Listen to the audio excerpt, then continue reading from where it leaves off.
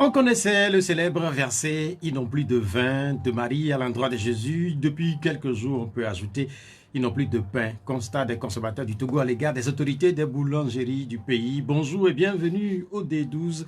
Si à Cana, le Fils de l'homme avait transformé l'eau en vin, qui, pour approvisionner suffisamment les usines de fabrique de pain et les rayons et paniers des revendeuses des marchés. Jamais auparavant, le pain n'a coûté aussi cher au Togo et son volume aussi réduit. De tradition depuis des années, le pain de 100 francs CFA était resté le plus accessible et le plus populaire. La conjoncture économique a compressé la pâte. Le gouvernement va-t-il finir par sauver la filière et avec elle tous les secteurs de notre économie? Cette semaine, les autorités étaient contraintes à de nouveaux sacrifices. Elles exonèrent de la TVA plusieurs produits importés ou vendus au Togo. Parmi ces produits, certaines catégories de lait, de l'huile ou encore de la farine de blé. En outre, le gouvernement a procédé à la réouverture des frontières. 2 ans durant, ceux qui ont pu traverser les frontières du Togo ont dû, comme des athlètes, faire diverses acrobaties, dribbler les gardes ou payer d'obscurs droits de passage. La fermeture des frontières du Togo était dictée par la vague de contamination à la Covid-19, une pandémie qui avait entraîné aussi la mise en place d'un état d'urgence sanitaire. Que va devenir bientôt cet état d'urgence sanitaire? Finira-t-il en état d'urgence sécuritaire? En effet, dans la nuit du 10 au 11 mai dernier, des dizaines d'hommes armés ont attaqué des positions avancées des forces de défense et de sécurité. Ceci dans la localité de Pepa Kandi. 8 soldats togolais avaient trouvé la mort et la question était de savoir combien dans le camp des ennemis. Cette semaine, le ministre de la Sécurité a apporté une première réponse. Par des sources bien informées, il y a une quinzaine de morts dans le groupe des assaillants. Ce qu'ils ont pu faire, c'est de transporter rapidement les corps de l'autre côté de la frontière où ils ont été inhumés, a assuré le général Dayak Damhan. Tout Togolais doit se sentir concerné, a lancé le ministre, et manifestement, de nombreux Togolais se sentent concernés par l'agression subie par l'opération Koundouaré. Ainsi, les partis politiques, les uns après les autres, ont démontré leur solidarité dans le combat contre l'extrémisme violent et incité le gouvernement et les forces armées à protéger le pays. C'est le temps de l'union sacrée. Un passage de l'ancien hymne du Togo disait bien que si nous sommes divisés, l'ennemi s'infiltre dans nos rangs pour nous exploiter. Cet hymne commençait par écartons tout mauvais esprit qui gêne l'unité nationale. Comment réaliser alors cette unité nationale pour mieux combattre les mauvais esprits qui se tiennent aux portes du Togo? Plus encore, comment construire un vaste mur autour des territoires au sein de la communauté de l'Afrique de l'Ouest? C'est une question qu'on peut peut-être poser aux candidats des examens du Togo. Cette semaine, ceux du bac 1 ont lancé la série, mais à quoi sert réellement le bac 1? Notre invité du jour est le président Aimé Gogué de Adi. Nos numéros sont 96 50 34 37 et puis 70 43 09 70. L'émission est mise en onde par Vincent Lasbouga. Koudoyo, Aimé Gogué, bonjour. Bonjour Pierrot. On vous a perdu de vue, ça fait des mois. Non. Peut-être une année plus, nous avions appris qu'en réalité vous avez voyagé. Où étiez-vous? J'étais au Canada, j'ai fait environ 20 mois. 20 mois? Oui. J'étais parti pour 2 mois, mais compte tenu de la crise de Covid et des difficultés de visa, j'ai préféré attendre pour faire toutes les formalités avant de revenir. Ça s'est bien passé? Oui, globalement oui. Globalement oui, mais vous m'avez beaucoup manqué. Mais justement, c'est la question que j'allais vous poser. Est-ce que le pays vous a manqué? Certainement, à mon âge, où j'ai vécu longtemps dans le pays et puis je suis très actif au niveau politique, c'est très difficile de rester à l'extérieur. Je pensais tous les jours revenir, mais évidemment, il y avait des contingences qui m'ont obligé à rester plus longtemps que prévu. Nous parlerons sans doute un peu de ce séjour canadien, mais il y a cette curiosité qui est togolaise carrément, et beaucoup disent que le pays, c'est pas un bon pays en réalité. Beaucoup pensent que le Togo ne fait pas bien vivre ses concitoyens, mais une fois que les Togolais sont à l'extérieur, ils ont tendance à se souvenir, à avoir de la nostalgie pour le pays, ils veulent rentrer. C'est comment comprendre ça? Non, quelle que soit l'origine de votre pays, chacun aime son pays à fond. Avant de détester son pays, il faut vraiment que quelque chose y arrive. C'est comme les gens adorent leur famille, quel que soit le niveau de richesse de la famille, quel que soit les gens qui la composent, chacun se retrouve très bien dans sa famille. Je crois que sur ce point de vue, c'est la même chose. Même si au Togo, ça ne fait pas bon vivre, il y a beaucoup d'indices qui l'ont indiqué, mais chaque Togolais désire rentrer. Il y a certains qui sont partis réfugiés parce qu'ils ont été pourchassés dans le pays, parce qu'ils ne trouvent pas d'emploi. etc. Mais ça ne veut pas dire qu'ils n'aiment pas le pays. Au Canada, est-ce que vous en avez rencontré des Togolais qui ont quitté le pays, ça fait un bon bout d'années? Bien sûr, bien sûr. Il y a des Togolais qui ont quitté le Togo il y a très longtemps, depuis la crise, depuis le début des années 90, même avant. Il y a d'autres qui sont partis plus récemment, mais il y a beaucoup de Togolais à l'extérieur. La communauté togolaise, la diaspora togolaise est composée de plusieurs personnes. Qu'est-ce qu'ils pensent du Togo? Qu'est-ce qu'ils pensent du Togo? Chacun veut tous, beaucoup d'entre eux aimeraient revenir. Même ne serait-ce qu'en vacances, revenir visiter les parents, les amis, se remémorer leur jeunesse, leur enfance. Mais parfois c'est difficile, d'abord à cause du coût de la vie, mais aussi à cause de l'insécurité qui règne. Du fait que, vous savez, vous vous rappelez qu'il y a eu certains Togolais de la diaspora qui sont entrés et qui se sont retrouvés en prison pour des raisons qui ne sont pas nécessairement justifiées. Les Togolais, on les sent très attachés à leur pays. La preuve, quand vous regardez ce qui se passe sur les réseaux sociaux, mais il y a aussi ce constat-là.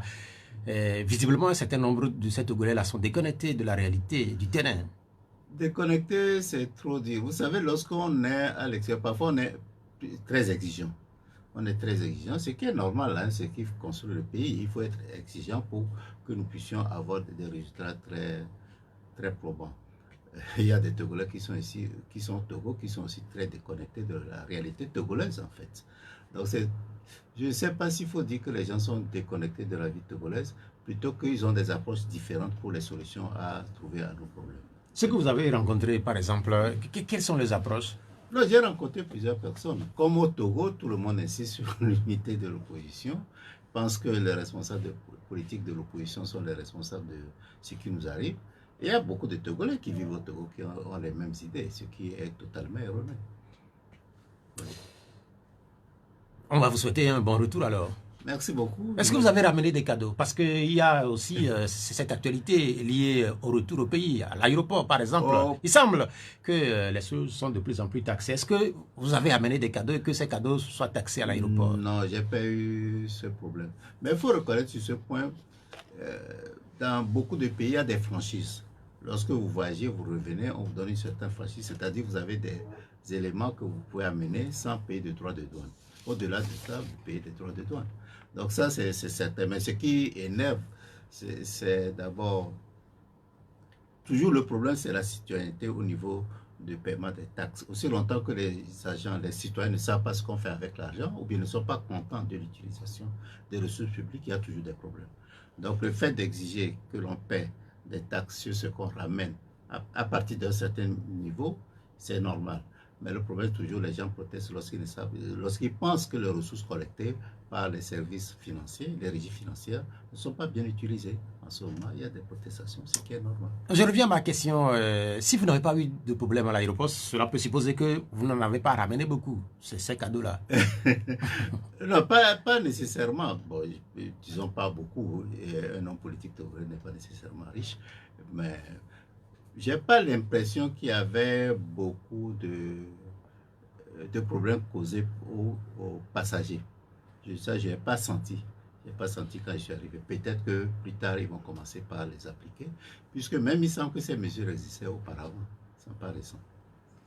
Quand vous dites qu'un homme politique au Togo n'est pas riche, ça doit faire rire dans certains milieux, puisque certains pensent que c'est en s'engageant politiquement qu'on peut se faire un nom et se faire une belle fortune. Ça, ils n'ont qu'à venir. Ils n'ont qu'à venir. C'est plutôt... Moi, mon expérience montre que c'est plutôt le contraire. Bien, merci. Nous allons continuer et c'est en continuant par évoquer les difficultés qui visiblement sont énormes depuis quelque temps. Et la triste nouvelle de l'enlèvement au Mali d'un Togolais en compagnie de 3 religieux italiens est venue assombrir un peu ce tableau-là. Comment est-ce que vous réagissez à cette nouvelle? Non, ce n'est pas à cette nouvelle seulement, c'est la situation générale avec le terrorisme, le mouvement des terroristes qui a frappé il y a quelques semaines le Nord Togo. C'est dans ce cadre qu'il faut mettre ça. Je crois que c'est un problème très préoccupant. Il faut que nous nous occupions. Le problème d'enlèvement des citoyens, le problème d'attaque des, en tout cas des terroristes dans les villages, sur les populations civiles, c'est très préoccupant pour nos pays. C'est ça une source d'instabilité et une contrainte majeure au processus de développement.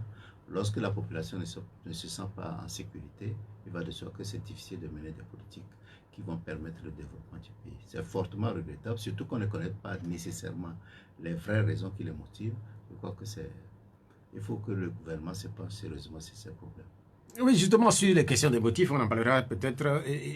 On ne comprend pas qu'à un moment donné, d'autres Noirs s'en prennent à d'autres Noirs. Il y avait une époque où ce qu'on appelle les terroristes avaient pour cible les hommes à la peau blanche. Mais aujourd'hui, il y a une sorte de confusion là.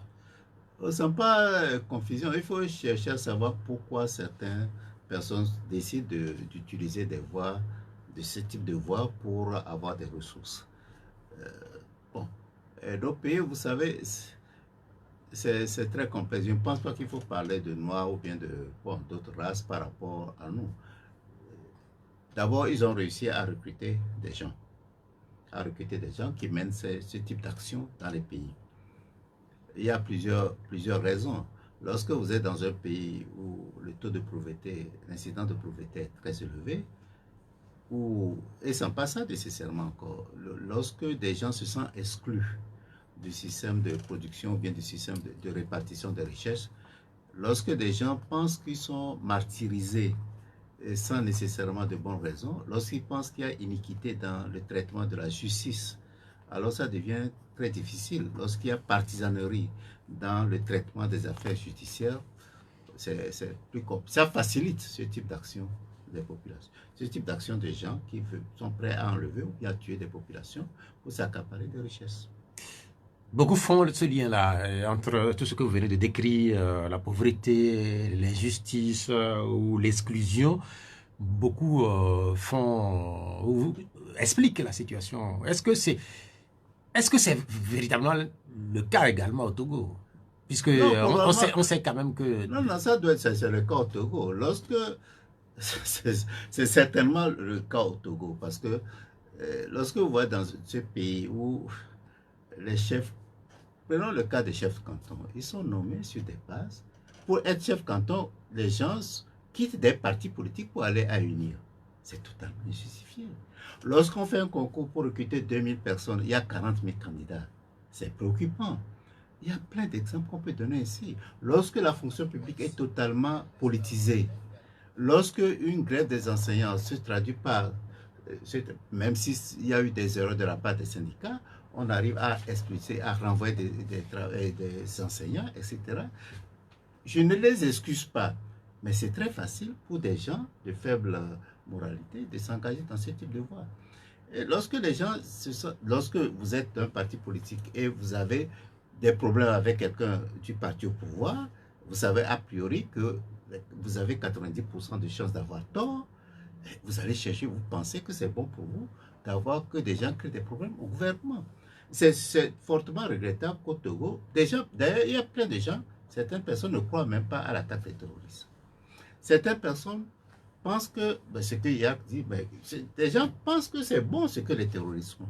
Mais c'est très grave lorsqu'on arrive à ce point. J'ose espérer que les gouvernants et l'armée vont prendre conscience de cela. Lorsque les gens commencent par manifester et les militaires les réprimandent, les tabassent, mais comment voulez-vous que cette population puisse fournir les informations appropriées aux forces de l'ordre pour qu'ils se préparent pour des attaques? Je suis sûr que cette attaque les a pris par surprise. Mais il est possible que si on avait un service de renseignement véritablement basé sur la sécurité du territoire, peut-être qu'on aurait pu avoir des informations nécessaires. Peut-être que l'armée aurait pu avoir les informations nécessaires pour mieux se préparer. Lorsqu'on dépense de l'argent, non pas pour des renseignements, pour la sécurité de la population, mais peut-être pour surveiller un homme politique, si je vais à Dapon, ils sont bien informés que Gogué va dans tel village, discute avec telle personne, c'est ça qui va assurer la sécurité de la population? Non. Ce qui s'est passé, c'est dans une région que vous connaissez sans doute, Pépa Kandi. À quoi ressemble cette localité-là? Moi, je ne la connais pas. Bon, pas loin. Vous savez, Koundjouaré, c'est là où il y a le plus important centre de marché de vente de bétail. Ça, Sandioré et Koundioré n'est pas une zone très riche. C'est dans le Pandial, l'une des préfectures les plus pauvres du pays. Et je ne sais pas combien de fonctionnaires, combien d'agents travaillent dans le secteur moderne, s'y retrouvent. Une grande partie, c'est dans le secteur informel. Donc la pauvreté y est très élevée. Ensuite, lorsque vous voyez le processus d'élection, tout ce qui se passe là-bas, c'est fortement regrettable. La population n'a pas le moyen de manifester ses sentiments. Donc vous ne pouvez pas avoir ce type de comportement et vous attendre à ce que... C'est fortement... C'est des choses que moi je regrette beaucoup amèrement. Quand vous parlez de cette région-là, vous dites que c'est une région assez pauvre, mais à l'échelle nationale, le Togo est relativement un pays pauvre. Il y a des pauvres parmi les pauvres. Enfin, c'est ce que vous pensez. On a écouté quand même un certain nombre de réactions depuis que cette attaque a eu lieu.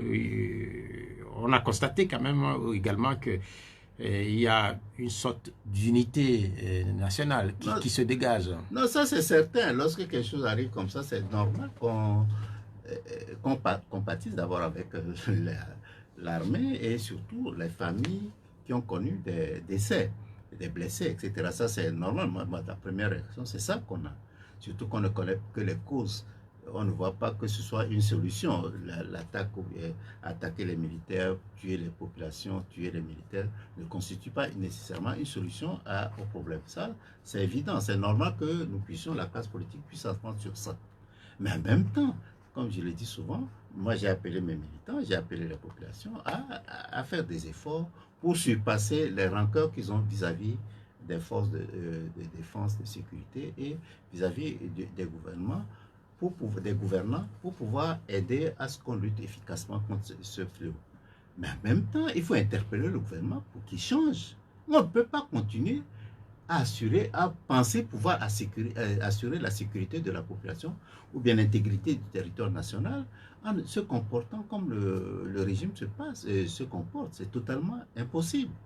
Vous ne pouvez pas martyriser vos populations et espérer que cette population vous accueille à bras ouverts pour assurer sa sécurité. Non, ils vont penser que leur sécurité, à tort certainement, que leur sécurité se retrouve avec les terroristes. Vous semblez décrire un terreau fertile pour l'expansion du terrorisme, mais en même temps, on sait que quand les terroristes interviennent, ils ne font pas de quartier. On ne sait pas qui est civil, qui est militaire, qui est de tel ou tel parti politique. Non, généralement, ils font attention. Au début, ils sont malins. Au début, ils essaient d'attirer les mécontents du système vers eux. Ils ont beaucoup de moyens. Ils ils vont acheter les gens, etc.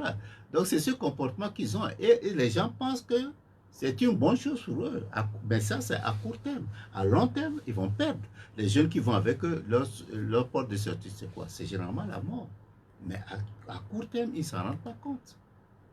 Mais il faut que le gouvernement fasse plus attention à cela. Vous parlez du gouvernement, vous insistez là-dessus. Je rappelle que vous, personnellement, vous êtes originaire de cette localité, la région des Savanes. Et quelle va être votre contribution, par exemple? Vous aviez dit que vous êtes en train de parler à vos militants. Mais la population, c'est tout ce que moi je peux faire, c'est sensibiliser les gens sur le danger de tomber dans les bras des terroristes en pensant que c'est eux qui vont apporter une solution au problème. Mais en même temps, je leur dis ils doivent lutter véritablement contre ces agents des forces de l'ordre qui les martyrisent, contre ces gouvernants, contre les chefs traditionnels qui ne veulent pas du tout respecter les règles, les lois du pays. Parce que c'est eux qui commencent le problème. Après, on accuse la population, mais c'est eux qui doivent respecter. Si la population se sent en paix, sans qu'il y ait une justice correcte, il va de soi qu'ils ne vont pas avoir la tendance à s'adonner, en tout cas à se laisser corrompre par les terroristes. Vous pointez du doigt également la responsabilité ou la position ou la désignation des chefs coutumiers. Dans votre zone là-bas, est-ce qu'il y a spécifiquement un problème lié à ce type de désignation? Mais bien sûr, partout. Je vous dis que pour être chef, les gens sont obligés de démissionner de leur parti politique pour être en tout cas du parti uni. Mais où est-ce qu'on voit des comportements de ce type? C'est totalement inadmissible. On doit laisser les gens, il est chef, c'est pour une communauté, c'est pour traiter les problèmes d'une communauté, qu'ils soient du NIR, d'ADI, du LFC, d'LNC, ou bien du CAR ou de MK, on s'en fout. Le seul problème, c'est qu'ils règlent les problèmes de la communauté. Et les problèmes fonciers, vous savez, c'était terrible ce pays.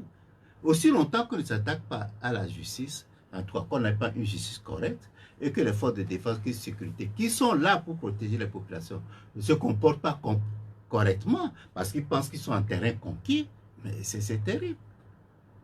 Il y a beaucoup de choses à faire. Les rapports entre les forces de l'ordre de sécurité et les populations ont conduit les autorités dans un passé récent à initier un certain nombre d'actions, notamment un certain nombre d'actions pour renforcer les rapports entre les civils et les militaires. Vous vous rappelez par exemple, il y a eu les journées portes ouvertes consacrées. Qu'est-ce que ça n'a rien changé. Lorsque vous êtes dans un poste, je suis d'accord, hein, lorsqu'il y a des checkpoints, qu'on fouille les gens qui passent. Mais à quoi ça sert de en tout cas, les faire marcher sur de longues distances? Ça a l'air d'être des actions punitives. Non, ça c'est pas sous. C'est récent. Moi, je viens de Dapon. J'ai quitté Dapon le mercredi. Oh, l'attaque a eu lieu la nuit du mardi à mercredi matin. C'est récent, ça. Moi, je viens de quitter Dapon. Non, ce que vous pointez du doigt ou ce que vous semblez dénoncer. Je viens de... on vous a fait marcher, vous? Non, moi, non. Ben, des gens m'ont dit ça.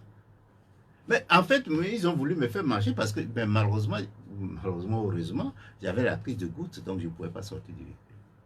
Non, ça se passe à quel niveau? Sur la nationale? À quel niveau? Non, dans les villages. Dans les villages. Oui, dans les villages. Au niveau des checkpoints. Oui. Est-ce que aussi c'est pas pour peut-être lutter justement? Non, moi je vous ai dit éventuellement que c'est normal qu'on fouille. C'est normal. Vous venez, vous êtes en moto, on peut vous fouiller, mais vous reprenez votre moto, vous partez.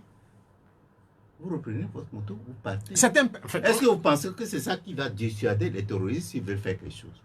Non. Mais on peut éventuellement... Ils peuvent marcher aussi. On peut éventuellement déceler justement à cette checkpoint-là. Oui, non, on peut à travers la démarche, par exemple, d'un terroriste, peut-être. Bon, je vous explique que c'est ça. Bon, peut-être que je ne suis pas spécialiste, mais j'ai l'impression que c'est plus pour punir les gens que pour trouver une solution. On a pensé longtemps que le terrorisme ou le djihadisme, ça dépend de comment on veut l'appeler, et c'est des phénomènes qui sont très éloignés de nos frontières parce qu'il y a quelques années encore, on entend parler de ce type d'attaque en Afghanistan, et en Irak, en Syrie, et puis récemment au nord du Nigeria, et puis au Mali. Et puis on sait que le Togo s'est engagé, ou le Togo s'engage fortement sur les théâtres de ces combats contre le djihadisme. Est-ce que le Togo n'a pas raison, justement, d'envoyer ses soldats pour éventuellement contenir? Je crois que c'est une bonne chose que ce soit une affaire, que l'Afrique de l'Ouest prenne ça au sérieux, qu'ils s'engagent, que les pays même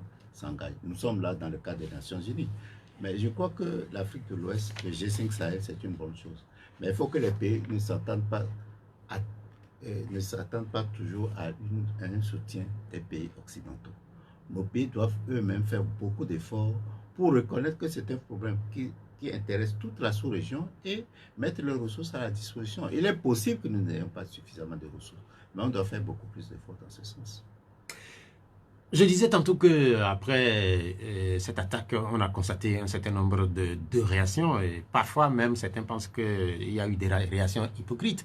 Et parmi toutes ces réactions qu'on a notées depuis la survenue de cette attaque-là, le pouvoir essaie d'apporter un certain nombre de réponses, mais plus concrètement au niveau des partis politiques, notamment ceux de l'opposition, un appel par exemple, ensemble, peut-être, est-ce que ça nous donnerait un peu plus de poids, faire non, c'est possible, une réaction signée par tous les partis politiques. Ça, c'est bien possible. Je crois que certains ont demandé cela. Mais compte tenu du fait que c'était urgent, des partis politiques ont réagi. Beaucoup de partis politiques de l'opposition ont réagi, si vous faites attention. Peut-être que ce serait après que nous ayons réagi individuellement. Peut-être qu'on puisse faire quelque chose, une autre commune. Peut-être que ça aurait aidé. C'est vrai. Mais beaucoup de partis individuellement ont réagi, compte tenu de l'urgence de la situation. On a constaté qu'ailleurs, les grandes puissances ont peiné ou continuent pas à peiner pour venir à bout de ce phénomène-là. Le Togo, on le sait, c'est un petit pays, visiblement avec un peu de moyens. Est-ce qu'au-delà du Togo, il ne va pas falloir penser cette lutte-là dans une sous-région beaucoup plus Non, c'est ce que je suis imbriquée, d'accord avec. Je suis totalement avec d'accord des avec échanges d'informations? d'informations. Oui, je suis totalement d'accord avec vous. Ce n'est pas un problème que des pays individuellement doivent régler. C'est un problème régional et je crois que la CEDEAO devait mieux s'intéresser à ça, beaucoup plus s'intéresser à ça. Et c'est ce que je disais, les ressources, les renseignements, les hommes, etc. On devait mettre un peu plus de, on devait faire plus attention. Ça a commencé au Mali. Maintenant, le Burkina et le Niger sont totalement impliqués. Le Tchad également. Le Tchad, bon, c'est un peu, il y a le terrorisme, il y a les rebelles, en tout cas ceux qui luttent contre le gouvernement. Ensuite, maintenant, ça descend. La Côte d'Ivoire en a connu, je ne me rappelle plus en quelle année, au Grand Bassin, là, vous vous rappelez. Ouais. Le Bénin en a connu il y a un mois et demi. Le Togo, maintenant, on ne sait pas où ça va s'arrêter. Le Ghana, peut-être, etc. La crainte, c'est que les villes côtières ne soient pas les cibles de ces terroristes-là, parce qu'on sait, quand vous évoquez Grand Grand Bassam, Bassam, oui. c'est déjà la côte. Oui, oui. Non, c'est pourquoi je pense que les gouvernements doivent prendre ça très au sérieux et former une coalition contre cela. Merci Et beaucoup. savoir que ce n'est pas seulement par les armes qu'on peut résoudre ce problème, malheureusement. Mais tout le monde le sait. Mais en même temps, est-ce Tout que le nos monde, personne pays ne le fait. ont assez de moyens, vu la crise Non, je vous dis économique, que ça, oui. vu la crise économique, pour, par exemple, lancer un certain nombre de chantiers, notamment la construction des écoles, les centres de santé, et trouver du travail à des jeunes ou les occuper. Est-ce que la conjoncture s'y prête? Non, c'est question de priorité dans le pays. Vous n'allez pas me dire que depuis 2005, il n'y a pas eu de moyens de construire des écoles, qu'il n'y a pas eu de moyens de faire des forages dans ce pays, qu'il n'y a pas de moyens de trouver de faire beaucoup plus pour les emplois dans ce pays. Non. C'est question de priorité dans les gouvernements. Il faut qu'ils soient conscients de cela. Il faut qu'ils s'y attellent. Ils sont là pour répondre aux préoccupations des populations. Certains pays s'en sortent bien, d'autres non. Presque tous les pays ont des difficultés. Même Dans le monde, même les États-Unis ont des difficultés, même la France, même l'Angleterre, etc. Donc, c'est question d'être conscient, de faire des priorités et savoir que les ressources publiques, c'est pour résoudre des problèmes des populations. nous allons changer un peu de rubrique. Probablement que d'ici la fin de l'émission, on reviendra sur la situation qui a été créée à Pépakandi, en rappelant aussi que depuis cette attaque-là, d'autres pays comme le Mali ou le Burkina Faso n'ont cessé de déplorer des attaques presque au quotidien sur le sol. Nous allons prier pour que ce qui s'est passé à Pépakandi soit la dernière. Changeons donc ce registre-là pour évoquer une situation qui paraît à nos yeux exceptionnelle. Je voudrais parler de la conjoncture économique. Vous, on sait que vous n'êtes plus tout jeune et durant votre vie sur cette terre, est-ce que vous avez déjà connu une telle situation, celle que nous sommes en train de vivre? Bon, je me rappelle qu'il y avait eu la famine des années 70-77, là où Sakomi est sorti. Vous vous rappelez? On a parlé de 77. Oui, Sakomi. Bon, c'était très sérieux. Mais maintenant, c'est un peu plus généralisé. Je crois qu'actuellement, c'est très sérieux. Et j'ose espérer que ça ne va pas durer. Actuellement, avant, en 77, il y avait l'histoire de la sécheresse. Maintenant, il y a le changement climatique, plus ce qui arrive en Ukraine, qui aggrave un peu la situation. Et la reprise économique dans beaucoup de pays du monde, qui fait que le coût de l'énergie a augmenté. C'est beaucoup plus sérieux actuellement. Je demandais si vous avez déjà connu ce type de situation, parce que quand vous sortez par exemple dans les rues de Lomé, actuellement quand vous arrivez à plusieurs carrefours, vous constatez qu'il y a un phénomène nouveau, celui de la mendicité. On a constaté quand même que beaucoup de jeunes, beaucoup d'enfants, beaucoup de parents mendient au carrefour, ce qui n'a jamais été souvent le cas au Togo. Ouais. Donc c'est nouveau. Non, c'est nouveau. Ça a pris beaucoup plus d'ampleur, surtout que comme j'étais parti et puis je suis revenu, donc c'est un peu plus frappant. C'est un peu plus frappant et moi j'ai rencontré beaucoup de jeunes depuis mon retour. Et comme solution, c'est de partir. Ils veulent quitter le pays. Ils veulent quitter le pays. Mais c'est terrible, le nombre de jeunes qui veulent quitter le pays.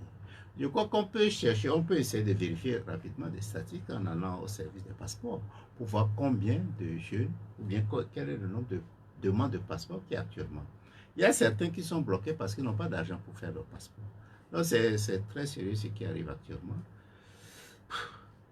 En tout cas, nous prions Dieu que la saison soit meilleure et qu'ensuite le gouvernement soit un peu plus responsable dans la recherche de solutions pour les populations. Si vous êtes, ce que vous nous révélez là, c'est vrai qu'il y a quelques années, on a constaté à l'approche de jeux, la loterie Visa des Américains, on a constaté quand même une explosion de demandes de passeports. Ça s'est tassé depuis là, mais ce que vous dites là, sans doute que les autorités sont au courant. Non, ils sont au courant puisqu'ils voient les statistiques. Ils savent combien de gens demandent les passeports. Ils savent. Ils savent ça se passe aussi. Ils sont mieux informés que nous. Ils ont ces informations plus facilement. Non, mais en fait, les gens veulent quitter parce qu'ils n'ont plus aucun espoir. Aucune vision. Ils n'ont pas d'espoir du tout. Tout est bouché. Ils n'arrivent pas à trouver du travail. Combien de gens passent de... J'ai envoyé un tuto aujourd'hui. Lorsque je suis arrivé à l'aéroport, il y a un jeune qui m'a aidé. Et à la fin, je demande, mais qu'est-ce que tu fais? D'abord, il est titulaire d'une maîtrise de gestion. Il fait son stage dans une société d'État. Ça fait 3 ans. On ne lui donne rien. Rien. C'est quand les gens mangent, le personnel leur donne un peu à manger. Mais vous vous rendez compte? On passe un concours il n'y a pas longtemps pour l'administration publique. Je crois qu'on cherchait 2000 agents. Il y a 40 000 candidats. Ça ne préoccupe ni le ministère de la fonction publique, ni le ministère de l'Éducation nationale. Parce que s'il y a 40 000 candidats pour 2000 postes, ça veut dire que l'éducation n'est pas nécessairement adaptée au monde du travail, aux besoins qu'il y a. Donc ça devait les préoccuper beaucoup plus faire le Zorro en renvoi des enseignants qui font des grèves. Vraiment, c'est choquant. Ce type de déplacement des intérêts ou bien des interventions de l'État, c'est très préoccupant. Ça. Donc, vous voyez, c'est des choses qui doivent nous faire réfléchir. Et la population togolaise doit savoir qu'ils doivent bouger un peu plus. Si vous dites qu'un certain nombre de jeunes, je ne connais pas le nombre, mais qui sont préoccupés par leur avenir, qui veulent carrément quitter le pays parce qu'ils n'ont plus d'espoir, c'est inquiétant parce que on sait que les autorités font des efforts, multiplient un certain nombre de projets. Quel projet? Sur le plan agricole, par exemple, on a entendu un certain nombre de sigles. Vous n'allez pas me dire que... Non, les sigles, est-ce qu'on a fait les évaluations pour savoir d'abord comment ces projets sont exécutés, comment le suivi, quels sont les critères? Et certainement, vous verrez encore qu'il y a beaucoup de politisation dans ceux qui vont profiter de ces projets. C'est terrible. Pour vous, le problème, c'est la politisation? La politisation est exagérée au Togo. C'est véritablement exagéré au Togo. Au niveau des recrutements, au niveau des promotions des gens, au niveau du traitement de la justice. C'est exagéré. Bon, j'ai un enseignant qui a été expulsé, qui a été renvoyé. Pour quelle raison, je ne sais même pas. Il était en permission et on dit qu'il était en grève. C'est quelqu'un qui a été... Je ne sais même pas. Il a dénoncé à un moment qu'il y avait un problème d'eau. Vous voyez souvent sur les plateformes, je suis sûr que vous l'avez vu, sur les plateformes, les problèmes d'eau dans la région des Savanes. Ils ne sont pas seulement dans la région des Savanes, on a montré. Le gars a publié des photos il y a longtemps. Et c'est fini, il est opposant. C'est quelle histoire ça? Quelqu'un ne peut pas dénoncer qu'il y a des problèmes dans ce pays. Le Togo n'est pas le seul pays au monde où il existe des problèmes. Mais dénoncer un problème, ça veut dire qu'il faut conscientiser les gens pour savoir qu'il y a un problème et trouver des solutions. Mais ça ne veut pas dire qu'il faut l'accuser. Et voilà, ce gars comme ça a été expulsé de la fonction publique. Alors qu'il était en permission, le jour des grèves. C'est normal. Ça se passe chez vous là-bas, d'abord? Je n'ose pas dire, mais ça se passe au Togo, chez nous. Au Togo. Nous étions partis pour parler... pas loin de chez moi. Oui. Je ne connais pas votre village, mais je sais que vous êtes de la préfecture. C'est là où le ministre Thiédé a fait de très belles déclarations. Mais il y a eu cette déclaration aussi que certains ont trouvé curieux. Vous n'étiez pas au pays, sans doute que vous l'avez écouté. Comment vous l'avez reçu, ce type de déclaration? Comme beaucoup de Togolais, c'est totalement irresponsable. Il ne peut pas dire que toute une région, les gens passent le concours, ils ne réussissent pas, ils font des quoi? Ils interviennent auprès des responsables pour les faire réussir. C'est grave. Mais c'est totalement irresponsable. Ça veut dire que les concours n'ont aucun sens. D'abord, ça et puis ensuite, c'est manquer de respect à ceux qui passent le concours. Et c'est chez moi qu'il a déclaré ça. C'est Nano. Ah, vous êtes de Nano? Voilà. Mais maintenant, ce qu'il a dit, le Oui. ministre, oui, c'est irresponsable ce qu'il a dit, selon vous. Oui. Mais est-ce que c'est réel ce qu'il a dit? Non, je ne pense pas que ce soit réel. Non, je ne pense pas. Lorsqu'il y a des concours, vous voyez qu'il y a des gens qui vous espérer. Je sais que beaucoup d'UNIR sont intégrés dans la liste, mais je crois quand même que j'espère qu'au moins 50% des gens qui sont sur la liste ont véritablement travaillé et ont réussi. Mais en toile de fond, ce qu'il dénonçait, c'est la question de niveau. Hein. Oui, mais le niveau est généralement bas, pas seulement dans la région des savanes. Et puis, bon, je sais que dans certains domaines, il y a des problèmes. Bon, je ne connais plus la situation actuelle puisque je suis parti, je n'ai pas suivi ça. Mais à un moment donné, il y avait peut-être 1 ou 2 professeurs de maths pour toute la région des savanes. Vous pouvez croire ça? Toute la région, un professeur de maths. Non, mais vous exagérez là. Je n'exagère pas, c'est vrai, je les connaissais. Oui, mais en fait, la région des savanes, c'est quand même... c'est vaste. C'est très vaste. Ça vous surprend. Oui, mais voilà, en fait, voilà le pays où... Et puis, moi, je ne veux pas croire ce que vous dites là, parce que la région des savanes, c'est la préfecture. Oui, c'est cette préfecture. Ah, regarde, Ouais. si c'est cette préfecture, comment est-ce que... Des professeurs titulaires de maths qui ont fait mathématiques, qui enseignent les maths. Pas des ingénieurs, ou bien des économistes, ou bien des choses qui enseignent les maths. J'ai dit des professeurs qui ont été formés en mathématiques pour enseigner les mathématiques. C'est ça. Donc, ceux qui tiennent les maths dans votre région, je ne sais pas combien il y en a. Mais ceux dont je vous parle, à un moment donné, c'était ça. Mais cela ne veut pas dire que dans les classes, il n'y a pas de professeurs ou il y a... Non, il y a des professeurs qui jouent le rôle, mais qui ne sont pas nécessairement qui n'ont pas forcément. Oui. Voilà, c'est ce que je voulais dire. Maintenant, je vous comprends. Oui, d'accord.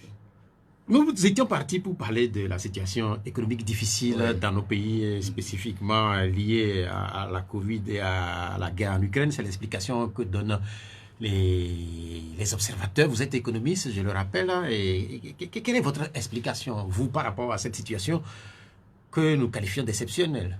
Non, c'est à peu près ça. Il y a le problème du changement climatique, il y a le problème de guerre en Ukraine, parce que n'oubliez pas, la Russie et l'Ukraine sont de gros fournisseurs de produits alimentaires.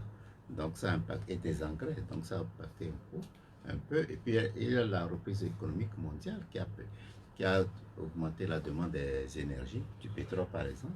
Donc ça a fait que le prix du pétrole a aussi beaucoup augmenté. Il y a la crise de la Covid qui est passée aussi par là, etc. Et puis les politiques économiques. Dans beaucoup de pays, des mesures ont été prises pour soulager le poids de cette crise sur la population, mais dans d'autres aussi. Nous parlerons de ces mesures qui sont prises notamment au Togo dans un instant, mais la question que les populations se posent, c'est jusqu'à quand cette situation? Parce que c'est une situation que personne n'a vu venir. Personne n'a vu venir, c'est un peu trop dire.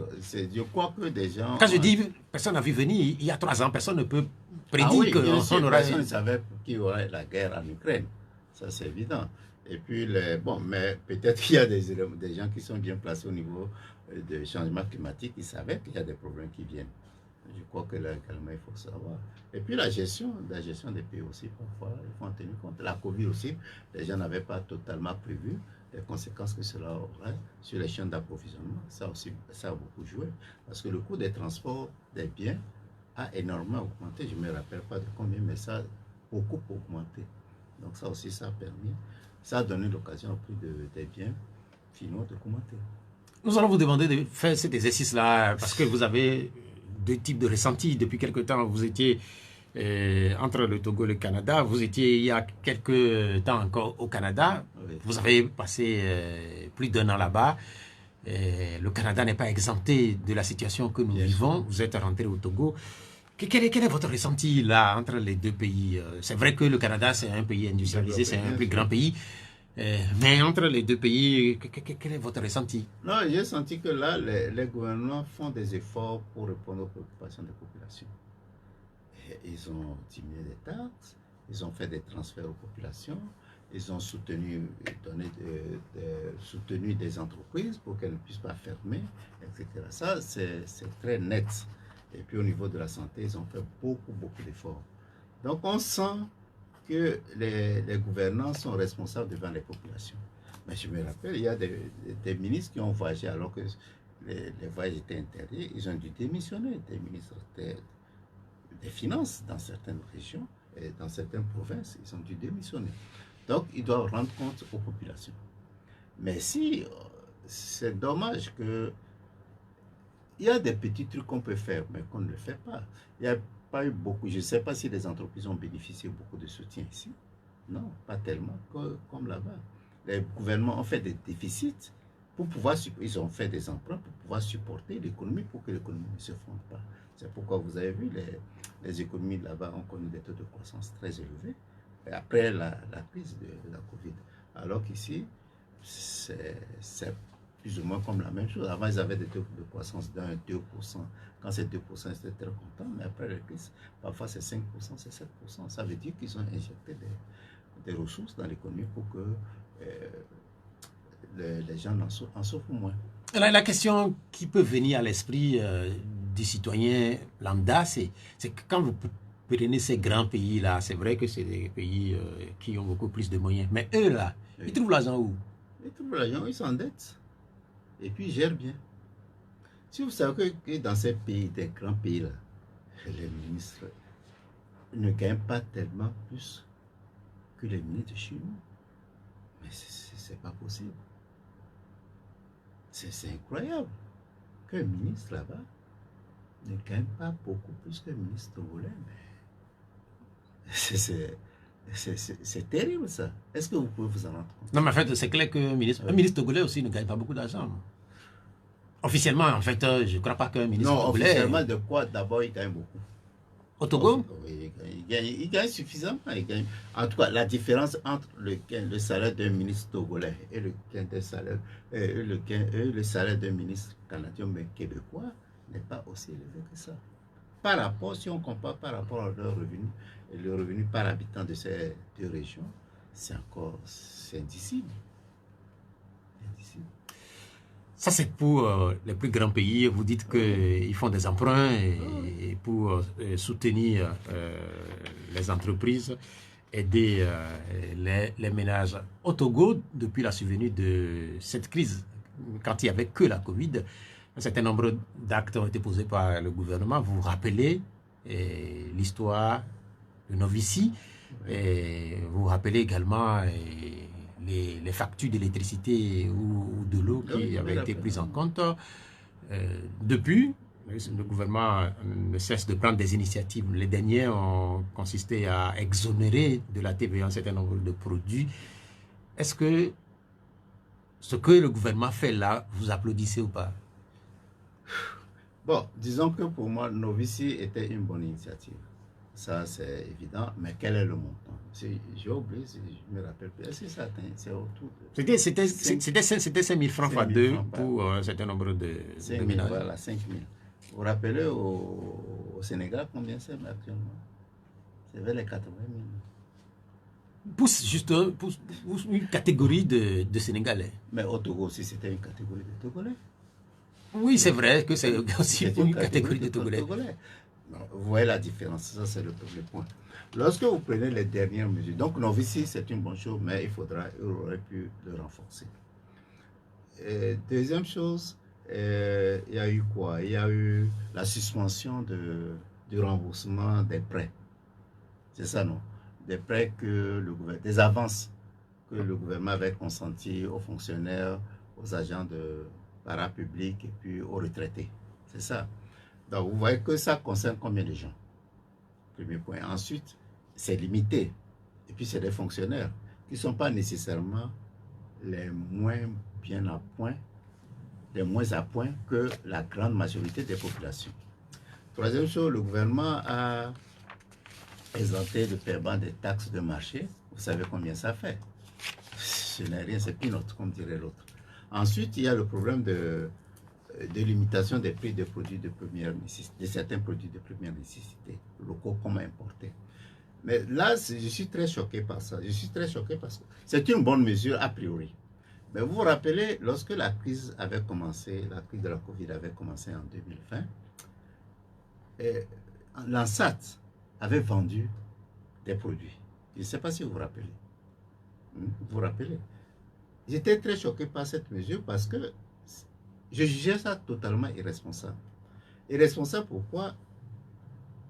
Voilà un organe qui a pour rôle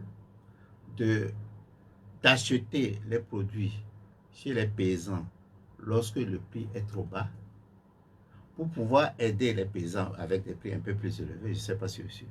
Ensuite, le vendre lorsque le prix est trop élevé pour permettre aux consommateurs de ne pas trop en souffrir. La crise venait de commencer.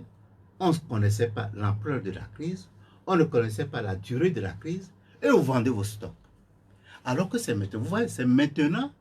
Si moi j'avais protesté, j'avais écrit beaucoup d'articles et j'en ai parlé à la radio. Je disais que c'est totalement irresponsable de la part du gouvernement. Vous ne connaissez pas l'ampleur de la crise, vous ne connaissez pas la durée de la crise et vous vous débarrassez de vos stocks. Quand ça va augmenter, quand les prix vont augmenter sur le marché, vous faites quoi? Vous allez faire quoi? Vous n'aurez plus de stock et vous allez plafonner les prix. Mais comment vous allez faire respecter ça? Ils ont plafonné les prix du maïs. Est-ce que c'est respecté sur le marché? Non. C'est maintenant qu'ils devaient vendre, puiser dans les stocks qu'ils ont pour vendre sur le marché, pour faire passer le prix du marché. Nous avons adopté le libre marché. Nous avons adopté le fait de libre entreprise, que les producteurs vendent les biens au prix qu'ils pensent juste. Mais vous devez agir en ce sens. Mais ils n'ont plus je crois qu'ils n'ont plus de stock. Ils ne peuvent plus jouer. C'était une erreur. C'est pas une erreur, c'est une faute. Une faute. Ah oui, une faute, une route. Mais pas une faute grave. Grave, très grave. Ah, c'est même grave. Alors, c'est une faute. Mais vous parlez des difficultés que les populations ont pour se nourrir. Vous n'avez pas décrété qu'aux paysans, vendez le maïs, supposons que ce soit 1000 francs le bol, vendez ça à 600 francs. Vous devez subventionner ça. Si vendent ça à 600 francs, les pertes qui subissent, qui va payer ça? Vous êtes économiste. Oui. Quand nous prenons le cas spécifique du Togo, Oui. Tantôt je vous demandais, les Canadiens, ils trouvent l'argent où? Le gouvernement togolais, il trouve l'argent où pour subventionner Vérifier les recettes. Ils se sont, comment on dit ça? Ils sont fiers de dire que les recettes de l'OTER ont augmenté, n'est-ce pas? Les recettes de l'OTER ont augmenté par rapport aux prévisions, par rapport à leurs objectifs. D'un côté, c'est une bonne chose. Mais lorsque vous avez ça, vous devez vous occuper des subventions des populations. Ça, c'est le premier point. N'oubliez pas que la communauté internationale a aidé les pays, le FMI, la Banque mondiale, la Banque africaine de développement, à donner des ressources à nos pays africains pour les aider à supporter les problèmes de la crise.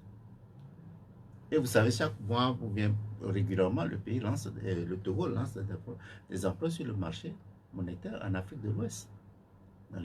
Donc, je ne dis pas que c'est facile, mais je dis que peut mieux faire. Bien, merci. Nous allons continuer cette émission avec les auditeurs. Maintenant, comme c'est de tradition, je rappelle que notre invité du jour, c'est le professeur Aimé Gogué, président du parti politique ADI. Les auditeurs ont deux numéros pour pouvoir intervenir dans l'émission 96 50 34 37, 96 50 34 37 et puis 70 43 09 70. Ils ont la possibilité pour ceux qui nous regardent ailleurs qu'au Togo de laisser leur message sur nos réseaux sociaux. Nous avons un premier auditeur. Allô, bonjour. Oui. Bonjour. Bonjour. Bonjour, professeur. Bonjour, monsieur. Pardon? Félix. Ok. C'est professeur, bon retour. Merci beaucoup. Ok. Aujourd'hui, on parle de la vie chère, comme vous venez de l'entendre, ce qui se passe au Togo. Vous l'avez vécu, vous le savez depuis. Quelque chose, vous êtes dans le sujet, vous savez ce qui se passe. Concernant aussi la vie chère, le gouvernement vient de sortir des mesures qui n'arrivent pas même, on ne sait même pas si ces mesures-là sont là pour soutenir ce qui se passe. Est-ce que vous, à votre niveau, en tant qu'économiste, qu'est-ce qu'on a entre le pays avec les péages? Est-ce que le Togo a besoin de ça? C'est la première préoccupation. Deuxième préoccupation, vous le savez que c'est la politique qui définit le sort d'un pays. Qu'est-ce que la politique est? C'est ça que nous sommes en train de vivre. Je voudrais parler des élections passées du 22 février 2020, dont vous êtes le quatrième, et que vous l'avez déjà fait des déclarations que, c'est-à-dire, on ne sait pas, il faut amener des preuves, les décisions, les élections sont sorties de leur cadre légal. Mais après tout, on a appris que vous avez fait une déclaration concernant que les élections qui se passent depuis dans les années 98, c'est ça qu'on avait toujours voté en 2020. Qu'est-ce que vous voulez dire par là? Les élections de 1990 jusqu'à 2020 sont toujours les mêmes choses. Merci. Bien, merci pour les deux préoccupations. La première partie concernant les péages. Non, je crois en principe, hein, en théorie, les péages, beaucoup de pays instituent des péages pour pouvoir récupérer des ressources pour la réparation des routes, des infrastructures routières. Bon, en principe, c'est une bonne chose. Mais maintenant, il faut voir si, lorsqu'on connaît les états de nos routes, même si, bon, je vous ai dit, je viens de Dapon, j'ai constaté quand même qu'il y a une deuxième amélioration par rapport au passé. Bon, il y a des ressources, ils collectent des ressources. Amélioration par rapport à la qualité des routes. Oui, il y a moins de trous actuellement. Ça se fait plus facilement qu'avant mon départ, je veux dire. Donc, je crois que là, il y a une légère amélioration. Mais les péages actuellement, il y a certaines tronçons, ça ne se justifie pas. Ça, c'est la première chose. La deuxième chose... À quel niveau, par exemple? Oh, je ne me rappelle pas. Bon, si je me rappelle, je vais vous le dire. Mais il y a certains niveaux où ça ne va pas. Ensuite, avec les difficultés qu'il y a actuellement, est-ce qu'il faut maintenir, il faut avoir des péages sur les motocyclistes? Ça, je me pose sincèrement la question, parce que le gouvernement aurait pu prendre des mesures, parce que c'est utilisé par beaucoup de gens, dispenser les motocyclistes pour cette période des péages. Ce qui est très grave, même le péage est très mal conçu au Togo. Des gens habitent, je vais dire, pas Togo, Davier. Ils travaillent à Thiévier. Ils sont obligés de payer 2 fois le péage, payer à l'aller, au retour. Mais généralement, dans certains pays, il y a des moyens pour que les gens qui habitent dans la zone paient moins, ou bien, en tout cas, il y a des moyens pour leur soulager les charges. Donc, je crois que ça, le gouvernement n'y a pas pensé, il devrait penser à ça. Concrètement, pour ce qui concerne les riverains de ces péages, je ne sais pas les mesures qui sont prises concernant ces riverains-là. Non, il n'y a pas de mesures, ils paient pour comme les autres. La deuxième partie de la question, c'est sur la politique. C'est sur la politique. Non, peut-être, il a raison. S'il m'a suivi, il devait savoir que j'ai dit que les élections de 2020 sont totalement différentes. Ce qui s'est passé en 2020, on n'a jamais vu ça au Togo. Il y a eu des fautes. Chaque fois, on reconnaît que depuis 80, du moins depuis au moins 98, qu'il y a des fautes. Mais ce qui s'est passé en 2020, ça dépasse tout entendement.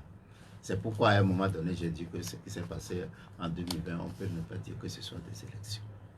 Donc c'est totalement différent, c'est totalement... Tout ce qui s'est passé, la violence, bon, non, c'est pas possible ce qui s'est passé. Sur les élections au Togo, on sait que les élections engrangent beaucoup de dépenses en termes de milliards en France et en France CFA. Certains pensent qu'en réalité au Togo, vu tout ce qui se passe, ce serait bien de regrouper les élections, d'organiser une fois pour de bon les élections législatives, présidentielles et éventuellement municipales. Qu'en pensez-vous? Oui, non, les élections, comme vous le dites, c'est très cher. Non, si c'est beaucoup de pays le font, hein, ils mettent toutes les élections ensemble et ça revient moins cher. Je crois que c'est une possibilité, c'est une alternative à examiner. Moi, je souhaiterais beaucoup pour ça. Parce que chaque année, on fait des élections et ça devient embêtant. Bien, merci. Allô, bonjour. Bonjour. Oui, vous êtes à l'antenne. Oui, c'est Paul. Paul, vous nous appelez d'où? J'appelle de Diaglé. Paul, vous nous appelez de Diaglé. Mais allez-y, Paul. Oui, je dis bonjour à notre invité, bonne arrivée. Bonjour, Paul. Oui. Tout à l'heure, vous venez de parler de la vie des ministres tout à l'heure. Mais quand vous avez été ministre, et puis vous avez été député pendant longtemps, et nous tous, nous connaissons la vie des députés, des ministres au Togo, mais ce que vous êtes en train de dénoncer maintenant, vous l'auriez pu dénoncer depuis longtemps. Ensuite, vous revenez du Canada, où vous avez passé presque 2 ans, et vous nous dites que ce n'est pas mieux vivre ailleurs que dans son pays. Mais vous avez choisi de trouver un deuxième pays, et vous êtes en train de dénoncer également que vous avez constaté que beaucoup de Togolais préfèrent l'étranger. Y a-t-il pas un problème ici? Ok, je ne sais pas si vous avez bien écouté ma deuxième partie concernant ma vie au Canada. J'ai dit chacun préfère toujours être chez soi. Chacun préfère son pays que l'extérieur. Même si vous prenez des gens qui sont à l'étranger, la diaspora, ils préfèrent venir au Togo quand ils veulent, comme ils veulent. Je n'ai pas dit qu'on ne vit pas, peut-être on vit mieux à l'extérieur, ils vivent mieux au Canada, mais peut-être il préfère toujours venir au Togo de temps en temps. C'est ce que j'ai dit. Et dans mon cas, j'ai bien précisé pourquoi j'ai traîné là-bas.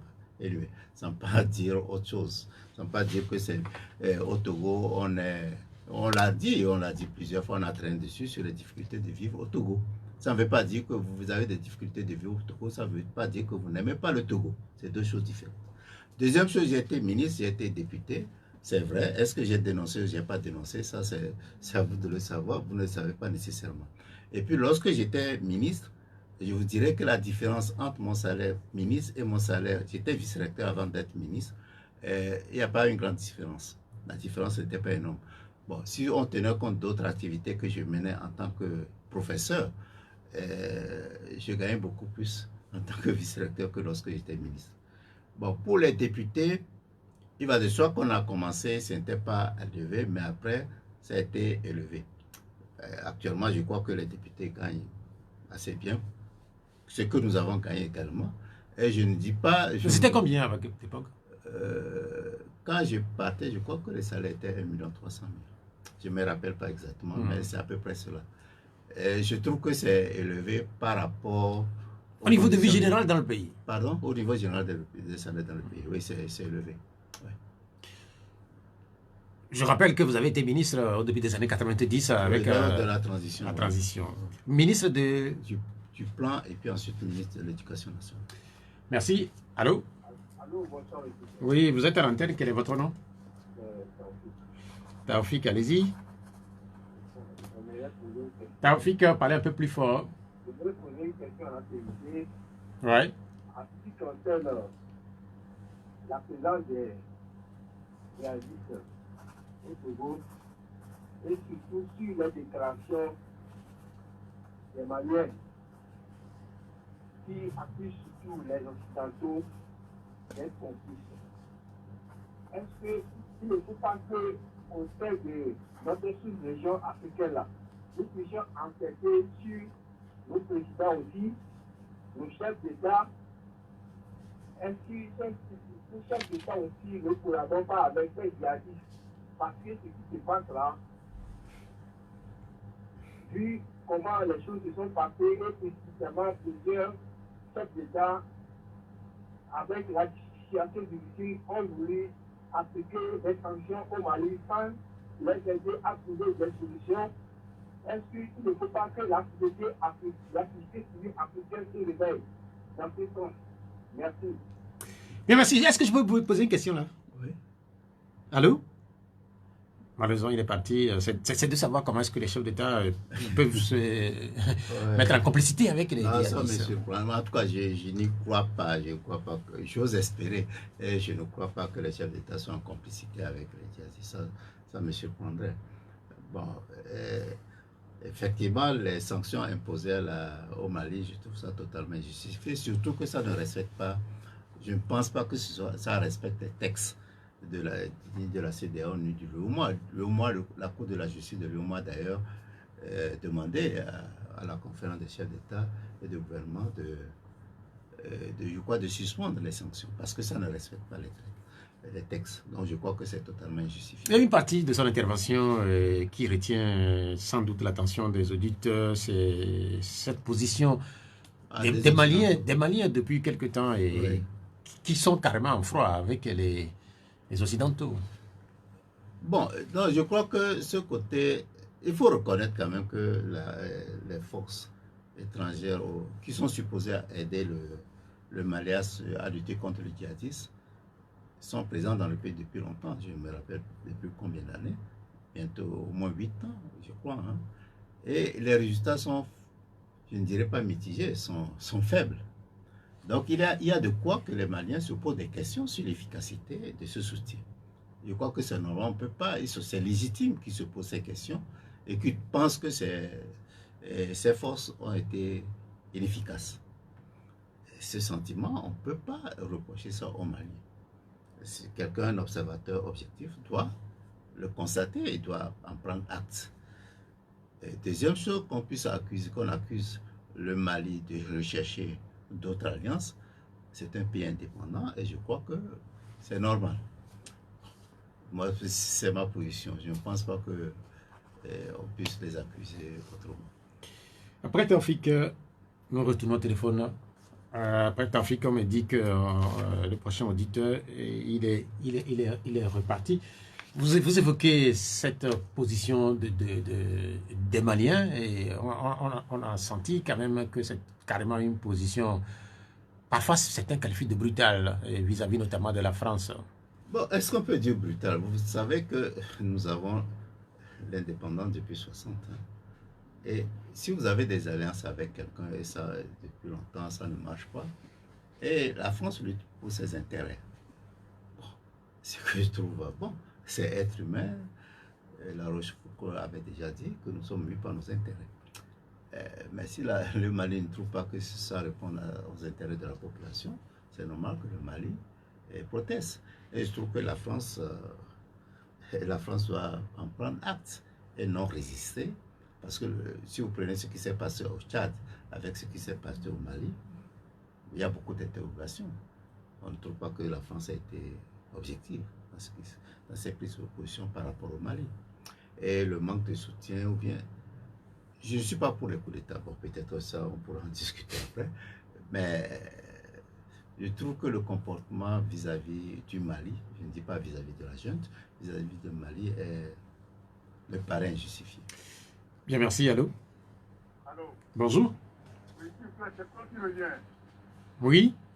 Oui, notre invité a été plusieurs fois candidat.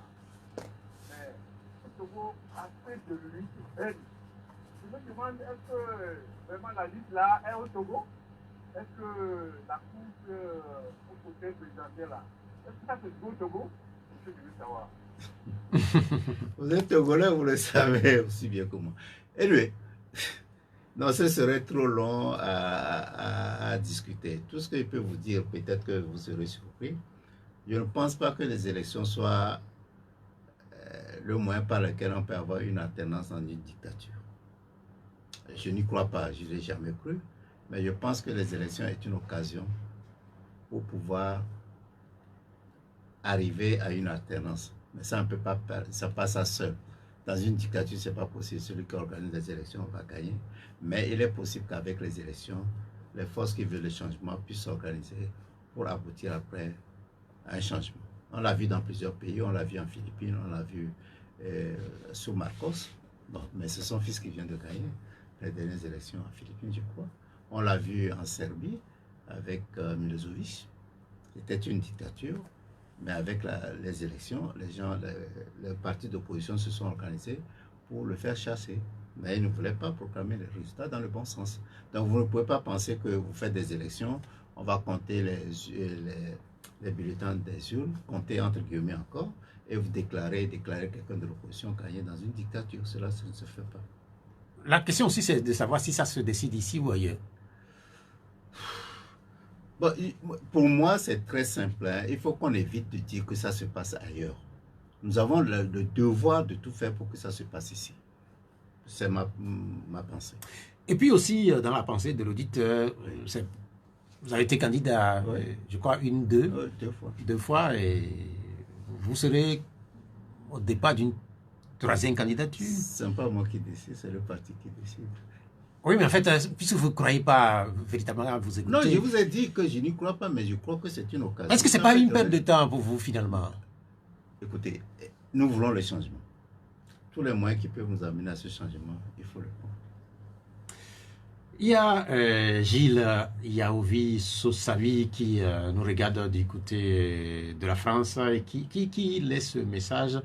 Au-delà du désamour du peuple à son armée, du fait des brimades de la population, les autorités doivent un hommage aux soldats tombés, je crois. Et vendredi dernier, un hommage a été rendu à Niprouma. J'ai vu sur les images, effectivement, quelqu'un qui vous ressemblait. Non, je n'y étais pas. Ah, mais en fait, là, ça veut dire que c'était pas vous. Non, c'était pas moi. Mais ça n'exclut pas que je puisse me retrouver là-bas. Est-ce que c'est pas une bonne chose que de rendre cet hommage-là? Non, je vous dis que c'est pour moi, c'est dommage qu'on ait tué des Togolais. Et toute la classe politique était unanime pour condamner le geste d'abord et puis présenter ses condoléances à ces soldats qui sont morts. Ça, il y a une unanimité sur ça. Mais maintenant, la gestion, ça c'est autre chose.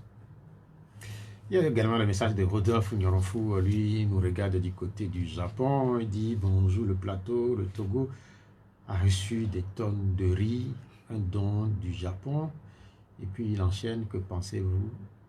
Je n'ai pas compris, mais que pensez-vous à la population togolaise avec la vie chère en fait? C'est un peu, Bon, c'est peu confus là.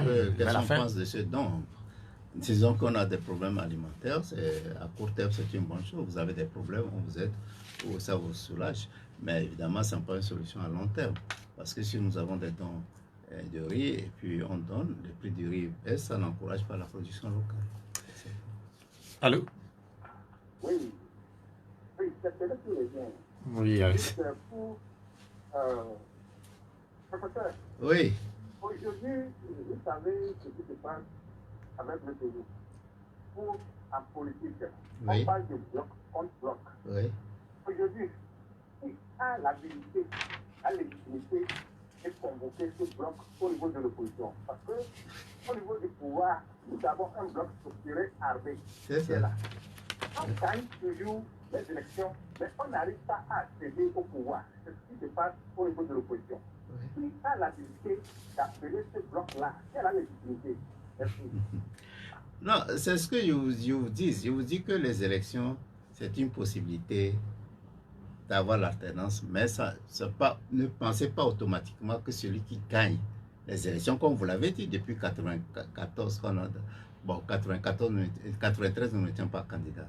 Bon, disons qu'on a boycotté. Tout le reste, je pense que nous avons gagné les élections, mais malheureusement, nous n'avons pas eu l'alternance.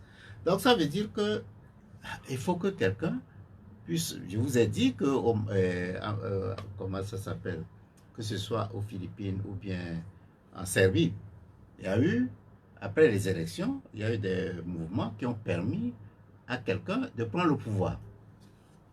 Malheureusement, nous n'y arrivons pas au Togo. Mais il faut que quelqu'un puisse mobiliser. Mais cette légitimité, celui qui peut mobiliser n'est pas nécessairement celui qui a gagné les élections. C'est possible que celui qui a gagné les élections, celui qui ait plus de voix, soit en mesure de mobiliser les autres pour pouvoir y arriver. Mais on voit au Togo que c'est plus difficile que ça. Donc je crois qu'il faut trouver d'autres solutions. Moi, c'est des idées que j'ai introduites. Il faut y voir, il faut qu'on y réfléchisse. Parce que c'est pas si vous reconnaissez que les élections ne vont pas amener à l'alternance, vous ne pouvez pas dire automatiquement que celui qui semble avoir le plus de voix, c'est lui qui va mener le combat post-électoral. C'est un élément, il a un élément très important. Ça veut dire qu'il a en tout cas, le nombre d'électeurs le plus élevé. Mais est-ce que ça seul ne suffit pas? Le fait que nous n'ayons pas pu obtenir l'alternance jusqu'à présent, ça veut dire que le fait d'avoir le plus nombre d'électeurs ne suffit pas nécessairement pour mener la lutte post-électorale. Je sais que c'est nouveau. Réfléchissez-y. Après, vous pouvez avoir mon numéro sur Pierrot et m'appeler pour qu'on en discute plus à fond. Allô? Allô, monsieur Pierrot. Oui. C'est un peu plus bien. Oui. Je vais parler un peu du social et de la vie chère. Bon. Le Togo aujourd'hui est à 25 000 francs. Qui ont calculé les coûts que le minimum soit à 35 000 francs. Et ceux qui gèrent les ministres et les députés gagnent 1 million. Par exemple, une chambre, une pièce de Togo, par exemple, le plus moins cher, c'est 10 000 francs. Mais si celui qui a 2 enfants ou 2, 3 enfants, est-ce que 35 000 francs, et ça peut suffire? Si c'est gaz, et ils gagnent 2 millions et des bons d'échange. Et les enseignants, si c'est gaz, les ministres peuvent avoir des bons d'échange et les autres ne peuvent pas avoir et que les salaires soient plus bas. Comment est-ce qu'ils pouvaient à ce calcul? Ok, on a compris. Là, c'est trop difficile à répondre. Mais disons quand même qu'il faut reconnaître que les salaires sont des SMIC très bas. Au Togo, ça c'est 35 000. Pour des gens peut-être qui habitent à Goyenvé pour travailler au port, vous voyez ce que c'est que le transport. Vous voyez, marcher peut-être c'est bon pour la santé, mais c'est mieux de marcher pour ta santé que d'être obligé de marcher parce que tu n'as pas de moyens de faire autrement. Et vous savez, c'est pas ça seulement. Ce qui est pire, c'est que il y a beaucoup de gens qui travaillent avec 50 000 francs par mois. Et il y en a plein de gens comme ça. Et c'est fort. Avec ça, je ne sais pas si vous pouvez avoir une perspective de fonder une famille, d'avoir des enfants, parce que c'est très difficile. Mais sur quelle base il y a de tels écarts, c'est difficile bon, c'est long à expliquer, mais quand même les écarts sont très élevés dans nos pays par rapport au reste. Dans les pays en développement, hein, que par rapport aux pays développés, ils font des efforts pour que les écarts entre les rémunérations des plus faibles et des plus riches soient un peu plus faibles. Mais parlant des salaires globalement, et quand on prend des pays comme le Togo, dont les populations ont des difficultés pour la plupart à vivre convenablement parce que beaucoup n'ont pas un grand salaire, cela peut supposer que ces pays-là sont condamnés à ne pas éventuellement flirter avec un plus grand développement dans un avenir proche. Non, la probabilité, oui, parce que si vous payez des salaires faibles, si les salaires sont faibles, il va de soi que la demande globale est faible et il n'y a pas beaucoup de demandes pour les entreprises. Donc ça ne permet pas un développement rapide, à moins que ces entreprises se développent au niveau du secteur extérieur, c'est-à-dire les exportations. Bon, ce qui demande aussi la mise en place de services ou bien de politiques pour les encourager, ce qui n'est pas nécessairement le cas. Donc vraiment, parfois même ce que j'apprends, j'ai pas eu à vérifier, mais lorsque j'ai rencontré des jeunes, ils m'ont dit que parfois c'est qu'on ne veut pas que les entreprises paient des salaires assez élevés aux Togolais. On m'a donné des exemples. J'ai pas eu le temps de vérifier. C'est dommage. Même si vous prenez les programmes emploi, formation, non, ça je m'excuse, de volontariat. Je suis dans les années passées, ça, de volontariat, où on paie des travailleurs ou bien des gens à 50 000 francs CFA par mois, où des entreprises gardent ces gens pendant 2-3 ans, renouvellent les contrats tout le temps. Je ne pense pas que ces entreprises n'ont pas les moyens de payer plus cher. Je ne suis pas convaincu. C'est à voir. Donc, je crois que le gouvernement devait faire un peu plus d'efforts pour examiner les résultats des entreprises, au moins qui emploient ces volontaires pour pouvoir au moins qu'on puisse les recruter après un certain moment. Sur la question de salaire, toujours, il y a cette curiosité quand on compare le Togo à ses voisins immédiats, notamment le Bénin, par exemple, qui a augmenté le SMIC. Qui est en train de s'apprêter à augmenter le SMIC à 52 000. On se pose beaucoup de questions. Oui, il y a de quoi de se poser des questions. Parce qu'on ne peut pas comprendre que le Bénin, le SMIC soit actuellement, je crois, c'est à 40 000. Hein. Ils veulent l'amener à 52 000 et nous sommes à 35 000. C'est difficile de comparer les deux. Et je vous dis, ce qui m'inquiète le plus, c'est le fait que ça semble être une politique d'avoir des bas salaires. Mais est-ce que ça encourage, je ne sais pas pour quelle raison, est-ce que ça encourage les exportations ou pas? Ça ne semble pas une certitude parce que nos exportations sont dominées par des matières premières. 96 50 34 37 70 43 09 70 96 50 34 37 70 43 09 70, ce sont les deux numéros par lesquels vous pouvez accéder à cette émission et éventuellement soumettre vos préoccupations à notre invité, le professeur Aimé Egogé, le président du parti politique, a dit, disons un mot de votre parti, puisqu'il nous reste 15 minutes pour clôturer cette émission. Et comment se porte le parti? Bon, relativement bien compte tenu des circonstances dans lesquelles nous vivons. Disons, comme je vous ai dit, j'ai fait le tour, je ne suis pas d'accord, je vais continuer bientôt, et dans les autres régions, et j'ai rencontré des gens ici. Bon, il y a des petits problèmes, mais globalement, je crois, compte tenu de l'environnement, je crois qu'on peut être relativement satisfait. En Afrique, on sait que quand le président n'est pas sur place, le parti souffre, le parti souffre. Est-ce que c'est également le cas dit? Bon, il faut être sincère, un peu oui. Surtout que j'ai un peu duré. Mais heureusement qu'actuellement, avec les nouvelles technologies de l'information et de la communication, ça permet quand même d'être en contact. Mais une absence physique prolongée peut créer des problèmes. Allô? Allô? Bonjour. Je ne sais pas qui le lance toujours.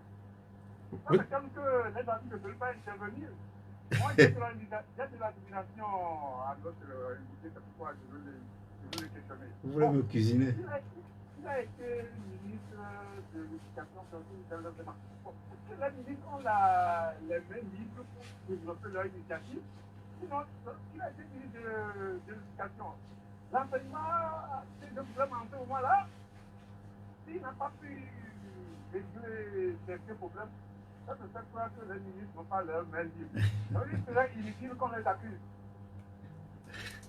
Alors, je crois que lorsqu'on est chef de département, on a quand même certaines libertés dans la politique, dans le cadre de la politique globale du pays. Mais lorsque vous êtes là, vous pensez qu'il faut contenter le chef, il va de soi que vous limitez vos opportunités. Je crois que les ministres doivent être un peu plus... ils doivent prendre des initiatives. Je crois qu'ils sont là pour résoudre des problèmes. Au moins, essayez de prendre des initiatives. Si vous avez des blocages en ce moment, vous allez... Comme dit l'autre, le ministre, c'était ou bien démissionne, j'ai oublié le terme de ce Chevènement qui avait dit ça, qui a dit que bon, si vous n'êtes pas d'accord, vous dégagez. Ah, ok. Oui, quelque chose comme ça. Donc c'est ça. Moi, à toi, quand j'étais ministre, j'essayais de faire ce que je pensais était bon. Voilà. Donc je ne sentais pas de contraintes tellement vis-à-vis de mes chefs. Allô? Allô, M. Thiraud. Oui. Bonsoir, M. Thiraud. Oui. Bonne émission. Merci. Votre nom? Natema. Oui, Natema. Vous nous appelez d'Agoué? Oui. Allez-y. Oui, ce que moi je voudrais dire, c'est concernant la vie chère des élections dont vous venez de parler. Vous savez, dans ce pays, où Pandé Adjari l'avait dit, pour il fait beaucoup de choses. Mais comment il est venu au pouvoir, c'est ça qui est peut-être. Et comment on ne veut pas que l'opposition accède au pouvoir, c'est ça qui est aussi problème. Parce que quelqu'un gagne, on prend pour donner à quelqu'un.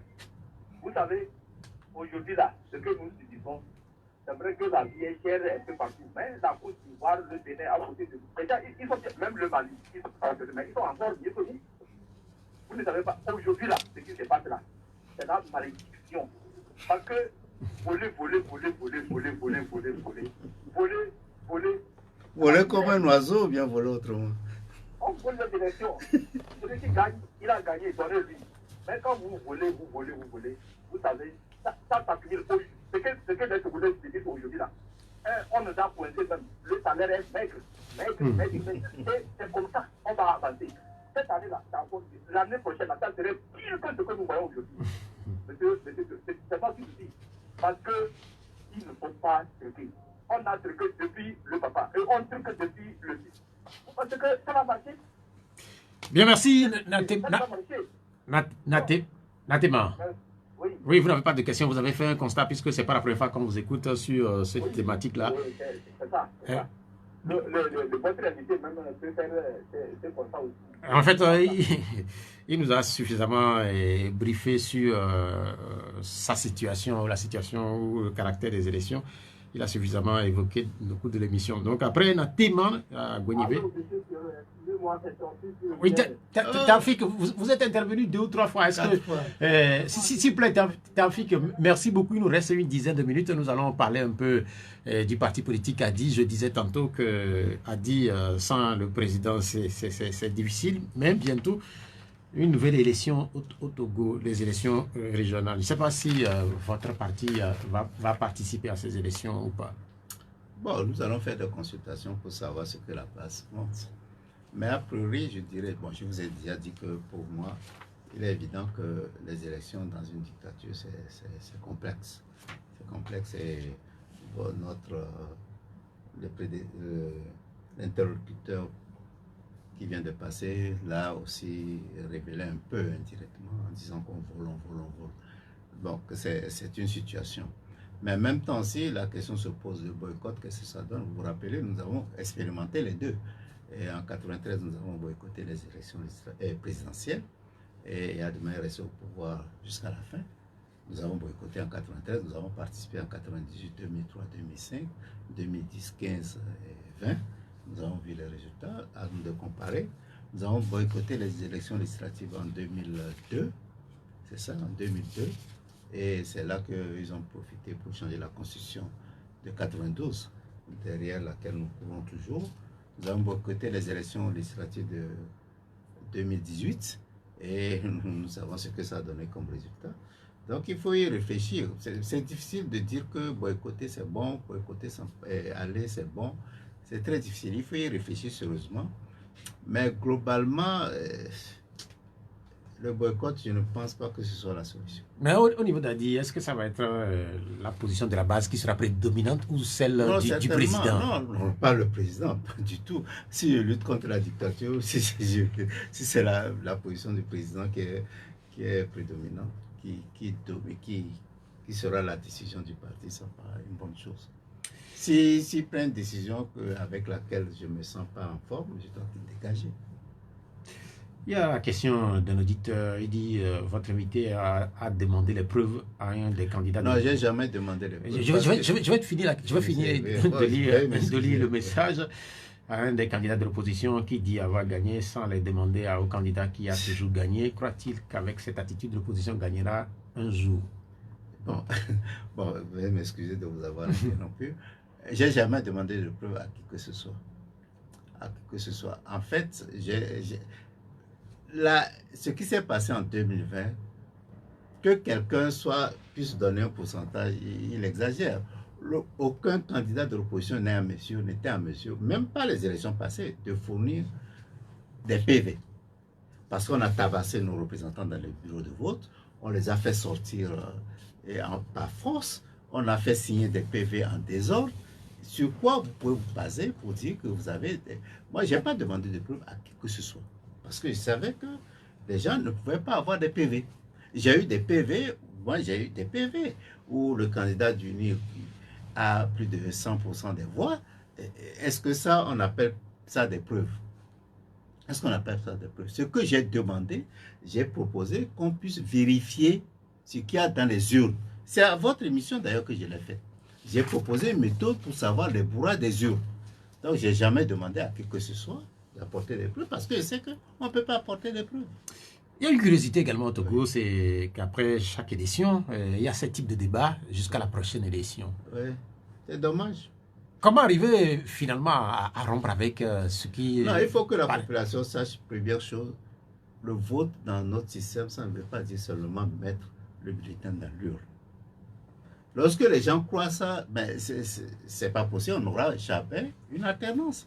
Ils doivent savoir que voter là, ça veut dire mettre son bulletin dans l'urne et s'assurer que ce qui va sortir, ce qui aura sur les PV correspond exactement à ce que vous avez mis d'intention. C'est-à-dire vous votez et vous partez, mais c'est pas possible. Vous votez, vous devez être là. Lorsque les membres du bureau de vote sont menacés, vous devez être là pour les défendre. Si nous n'avons pas ça, c'est même pas la peine qu'on a aux élections. Il y a une dernière question d'un auditeur, Daniel Baragban-Zoubé. Est-ce que, selon M. Gogué, le Togo a besoin actuellement d'un Sénat? Pour être certain, non. C'est non. Et surtout avec les dispositions que nous avons, ça n'a aucun sens. C'est-à-dire le président va nommer le tiers des sénateurs. Et dans beaucoup de pays, on prend ces dispositions pour s'assurer que certains groupes ou bien professionnels ou bien certaines minorités sont représentés. Mais cela suppose que le président soit objectif, soit au-dessus des partis politiques. Mais dans notre pays, vous savez très bien, le président est très partisan. Donc il va nommer des gens du parti au pouvoir. Donc ça n'a aucun sens. Donc le Sénat, pour moi, tel que conçu dans notre constitution, ça n'a pas de sens. L'Assemblée nationale, ça suffit. Mais est-ce qu'il faut aller aux élections ou pas? Ça, c'est une autre question. Vous avez passé beaucoup de temps à l'extérieur. Entre-temps, au Togo, il y a eu la question du CPC, il y a eu le renouvellement de la CENI. Sur le CPC, quelle est votre position? Vous savez, moi, je n'étais pas là, mais je suivais les discussions. J'ai été surpris que la CPC était... C'est le CPC. Le CPC a été créé, pas arrêté. C'est totalement inadmissible.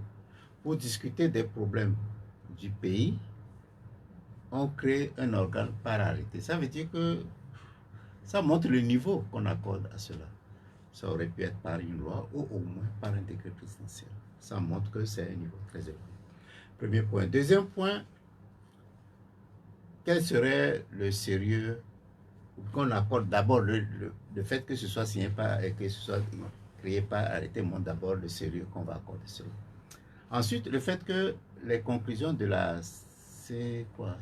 la CENAP. CENAP, qui fait suite, qui est l'origine de du CPC, indique déjà, donne des idées.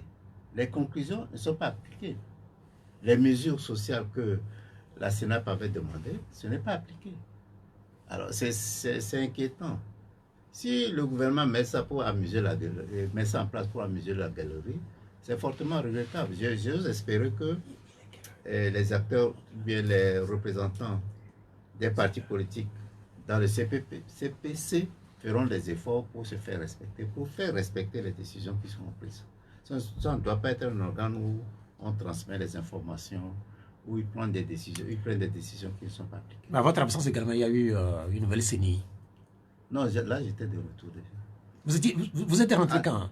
Non, je suis rentré il y a un mois, non, un peu moins d'un mois. Il me reste 2 jours pour que je fasse un jour. Ah non, effectivement.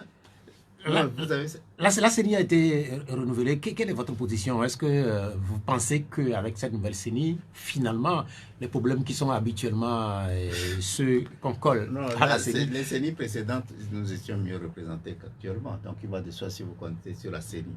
En fait, sur les institutions électorales, CENI, Cour constitutionnelle pour gagner les élections, vous rêvez.